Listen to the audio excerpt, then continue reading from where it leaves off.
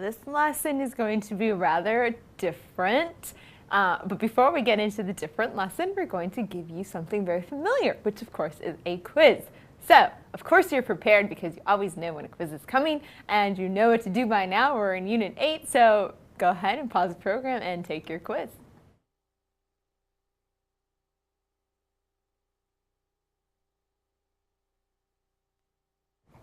Okay, that was nice and short and sweet and was just a little bit of a surprise. You had a 6th question within it.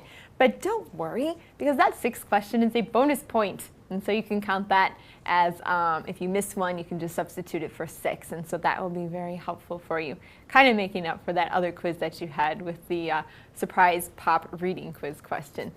So, question number 1 asks you, what is the literary device of the phrase, and to hear the kayak and gobble of the strutting turkey cock from, of course, good old Frosted on the Pumpkin. So what is that literary device that that phrase comes about from?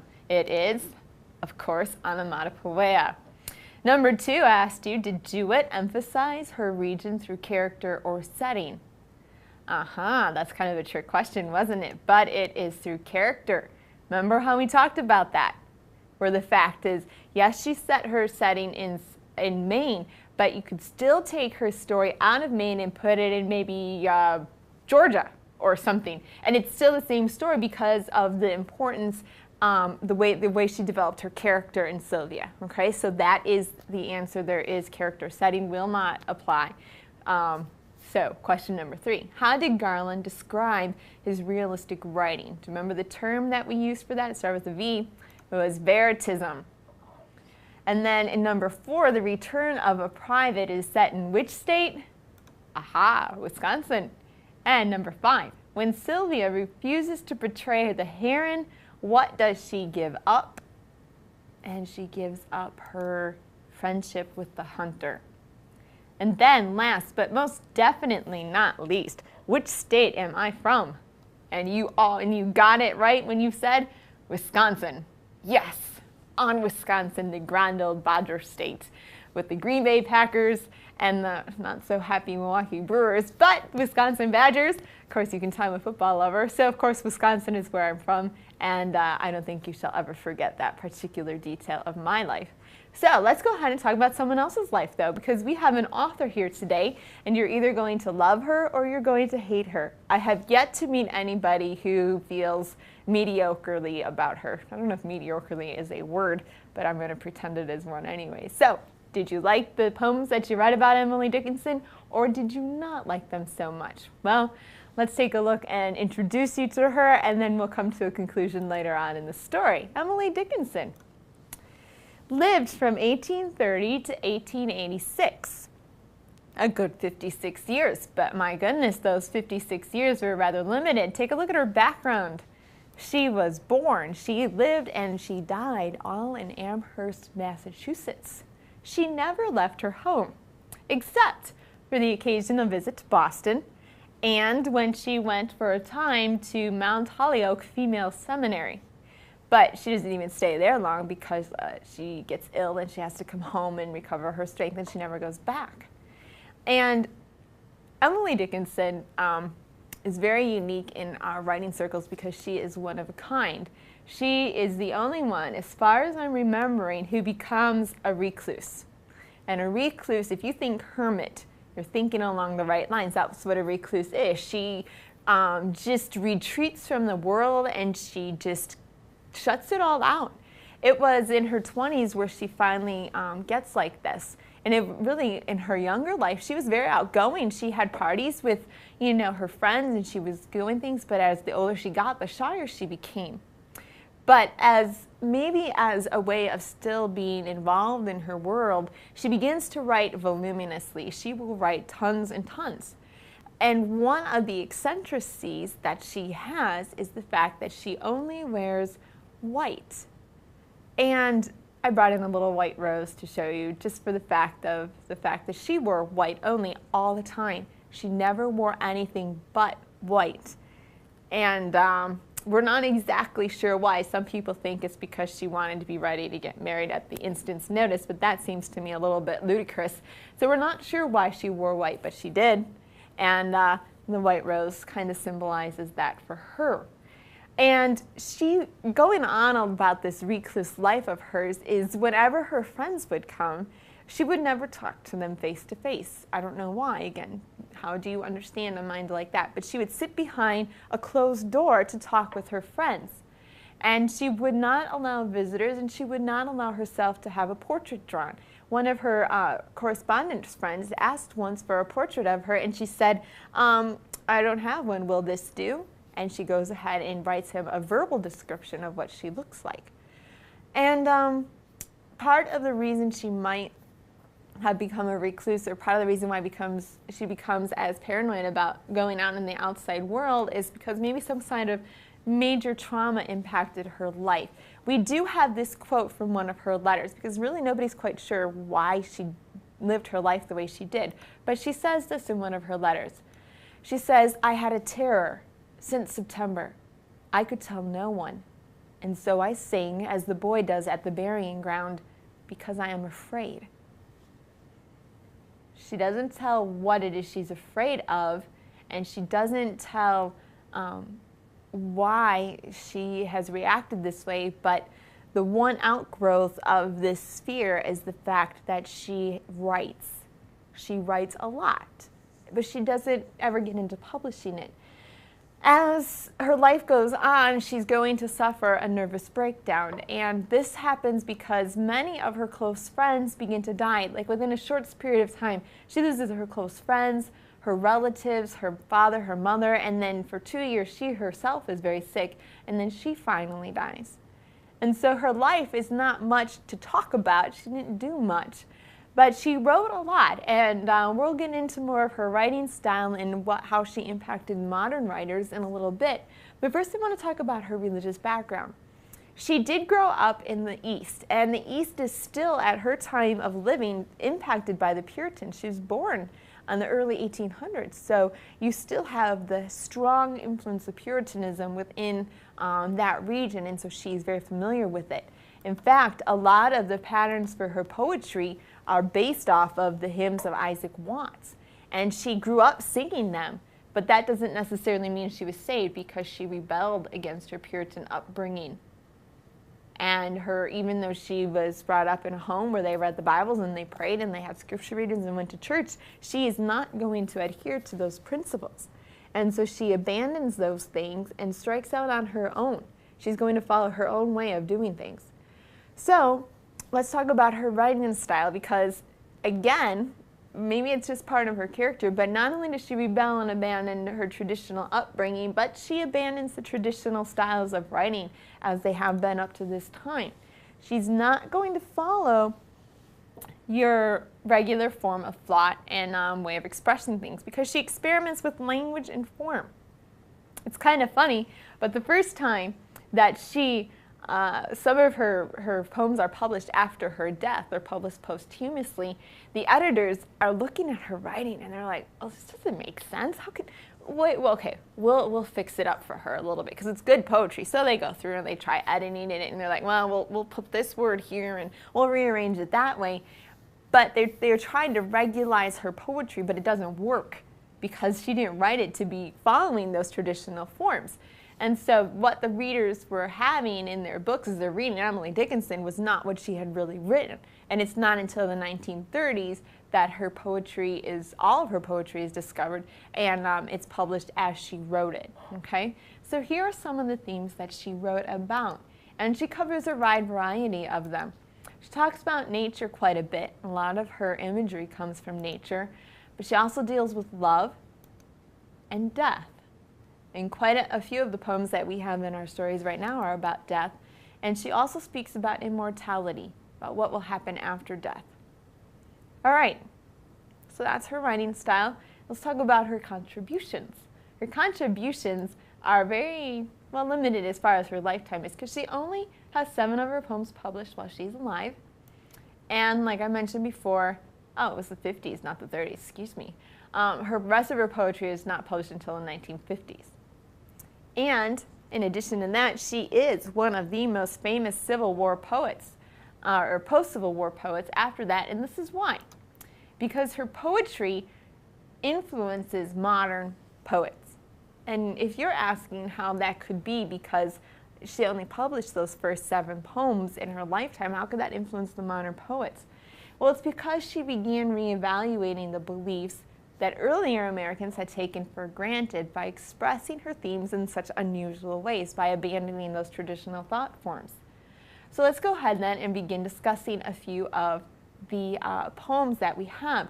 And if you read through your assignment, you noticed that your book divided them up into several divisions: the poet's self, nature in the poet, and then the poet in depth. And so that's how we're going to kind of set up the screen for you to look at today. We're going to show you the divisions and then the poems under each of those divisions, and that's just to help you understand what's going on. So here's the first part of her poetry, the poet's self. And it is revealing her view of herself and of the world, and that's where we go with the prologue. The prologue is the first of the poems, and what it does is it reveals her isolation from the world. Take a look at the prologue on page 406, and we're going to take a look there and see what she's trying to say. She says, "This is my letter to the world that never wrote to me, the simple news that nature told with tender majesty. Her message is committed to hands I cannot see. For love of her, sweet countrymen, judge tenderly of me." And she is isolated from the world, as the poem is saying. And she withdrew from the world, she says, and ignored the vital interests of her nation. She is not going to be part of the interests that are going on. I mean, there is abolition, there's slavery, there's a civil war, there's industrialism, and she's going to totally pull herself out of that. And that's wrong. You can't just ignore life that's going on around you. You can't just put yourself into a cocoon and say, well, whatever happens, happens, and I'm just going to sit here in my backyard and watch the birds hop down the walk like she did. Okay, that's irresponsible. And God put us into this world to be a part of it. What did he command Adam and Eve in Genesis? That they should go out and subdue the earth and to populate it. And so part of subduing the earth is learning about it and working with it and doing all sorts of experiments, or just in the industries. I mean, you've got the Maritimes, you've got farming, you have science and technology. There's so much to be involved in, and to just totally retract upon yourself and to fritter away your life in isolationism isn't biblical. You do need to be involved, and not just because of taking interest in the world, but so that you, as a Christian, can be a light and salt in the world that God has put you in. There are very few that find the way of salvation. Broad is the path that leads to destruction, and narrow is the way that leads unto life. And there aren't as many saved people out there as there are unsaved.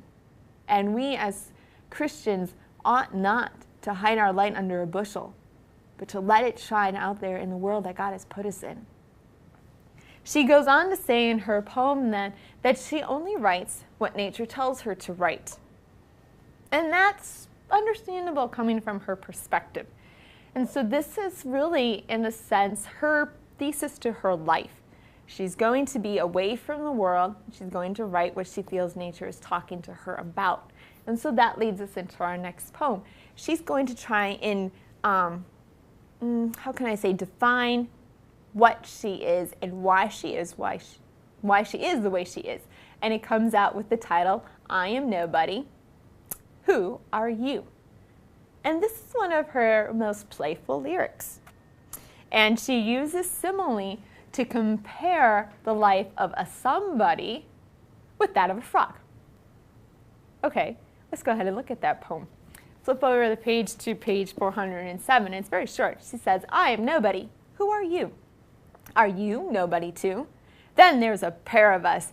Don't tell, they'd advertise, you know. How dreary to be somebody. How public, like a frog, to tell one's name the livelong June to an admiring bog.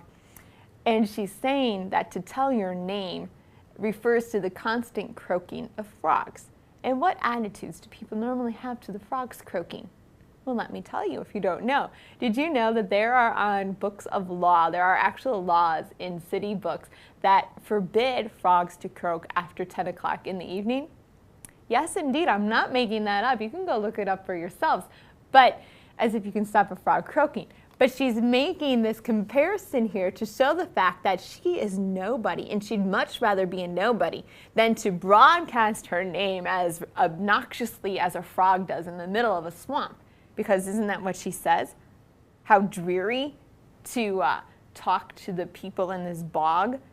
She's kind of being condescending and derogatory to the inhabitants of a bog, which you can make the analogy to the fact of it being, the world itself.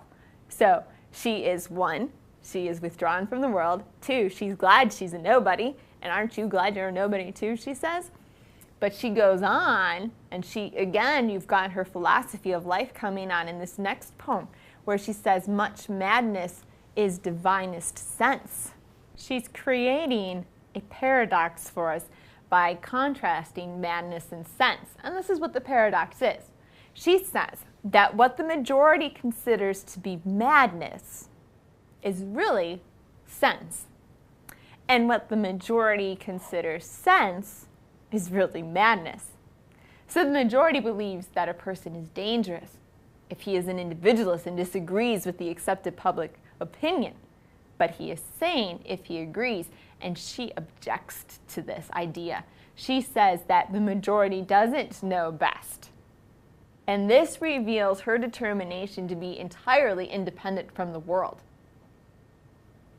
So you can see just from these three poems, her poetical self being revealed. She's not just writing empty words of lines of poetry, is she? She is writing clearly her belief on what life is. I'm going to withdraw, and this is why. I'm going to be a nobody, and this is why. I am not going to conform. I'm going to follow my own will and my own way, and this is why. It's not just empty poetry and just words jumbled together that we have to read. Oh no, don't ever let yourself think that. If there's one thing you pick up from literature class is that there's a point and there's a message behind every little thing that you're reading, and you got to be able to be discerning enough to see it so you just don't gloss over things like this. It's not a wise place to be. So let's go ahead and see the next part of her poetry. It's called The Power of Imagination. And there you can see kind of like the wheels turning in inside of themselves. And so the next poem we get to is A Word and a Book. All right, so let's talk about that word of hers. Turn to page 409, please, if you will. S'il vous plaît, which is French for please. I think I mentioned the fact that I'm learning French, didn't I? Yes, so maybe occasionally I'll sprinkle some of my lessons with French words. So, s'il vous plaît means please. So, s'il vous plaît, turn to 409. All right, here it is, very short poem, but it says a lot. It says, a word is dead when it is said, some say. I say it just begins to live that day. And this is what she's arguing. She says that words have life. And they do, don't they? Oh, they do. What would life be without words? It would be like this.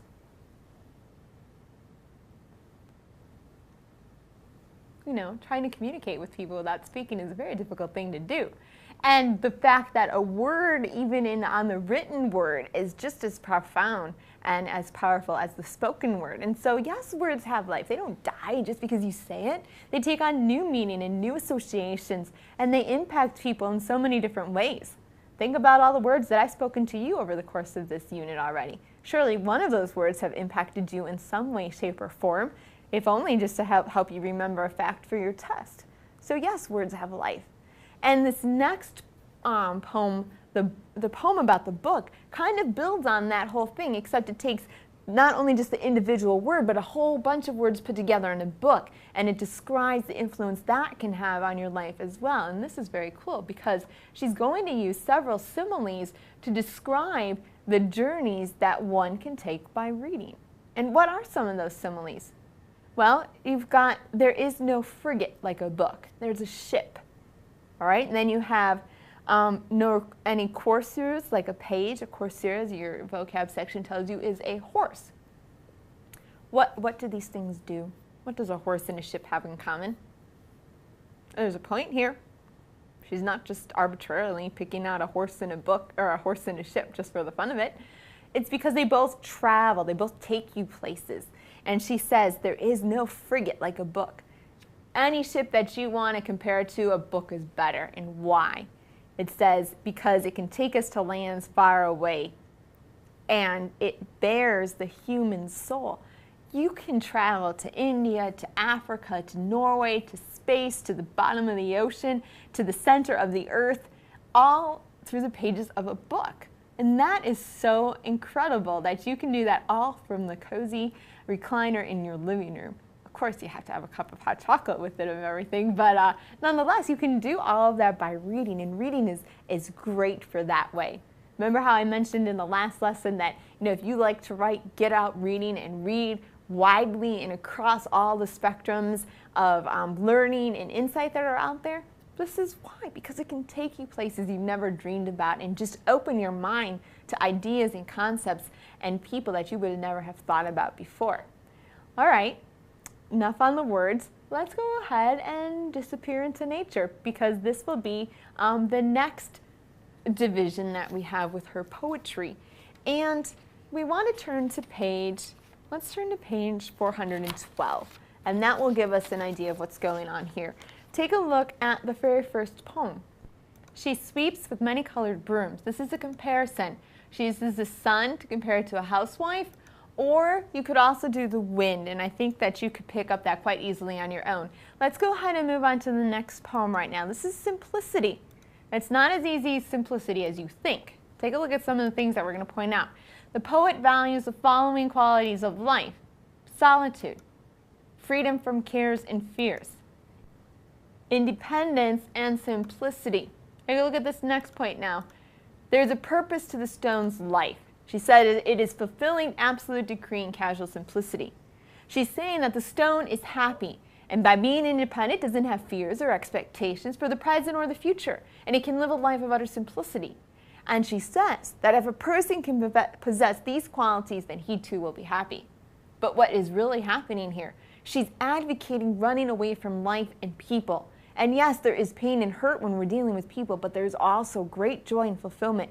And just because there's potential for hurt doesn't mean we should utterly cut ourselves off from humanity.